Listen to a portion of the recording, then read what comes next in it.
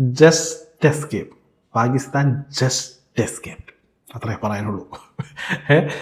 19ാമത്തെ ഓവറിലെ 2ാമത്തെ ബോളിൽ മാക്സോ ഡൗഡ് ഫഹീം അഷ്റഫിൻ്റെ ആ ക്യാച്ച് ഡ്രോപ്പ് ചെയ്തില്ലായിരുന്നെങ്കിൽ ഇപ്പം നമ്മൾ വേറെ രീതിയിലായിരുന്നു വീഡിയോ ഇടേണ്ടിയിരുന്നത്.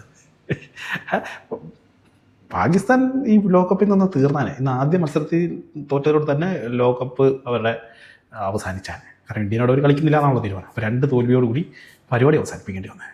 പക്ഷേ ആ ക്യാച്ച് ഡ്രോപ്പ് ആയതോടുകൂടി ചെങ്ങായി അങ്ങാണ്ട് അടിച്ച് ഫഹീം അഷ്റഫെ ആ ഓവറിൽ 24 റൺസാണ് അടിച്ചെടുത്തത്. അവസാനം 2 ഓവർ 29 റൺസായി അവർക്ക് ജയിക്കാൻ വേണ്ടി.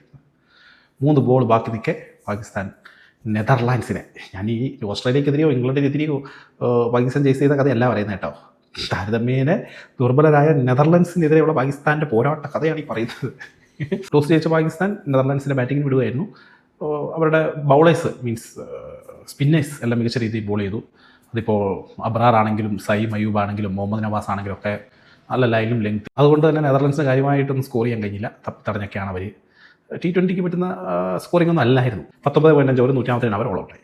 മറുപടി ബാറ്റിങ്ങിന് ഇറങ്ങിയ പാകിസ്ഥാൻ ഫർഹാനും സൈം അയ്യൂബും കൂടിയും അത്യാവശ്യം തരക്കേടില്ലാത്ത, സൈം അയ്യൂബ് അത്യാവശ്യം അറ്റാക്കിംഗ് രീതിയിലാണ് സ്റ്റാർട്ട് ചെയ്തത്.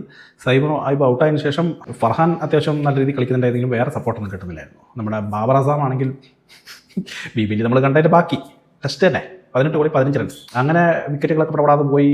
ഈ പാകിസ്ഥാൻ തോൽവി മുന്നിൽ കാണുമായിരുന്നു. 7 വിക്കറ്റാണ് പോയത്. അവസാനം 2 ഓവർ ജയിക്കാൻ 29 റൺസ്.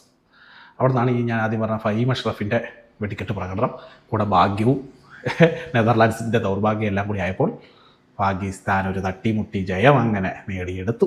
അല്ലെങ്കിൽ ഇപ്പോൾ ഇന്നേ ലാഹോറിലേക്ക് ഫ്ലൈറ്റ് ബുക്ക് ചെയ്യായിരുന്നു.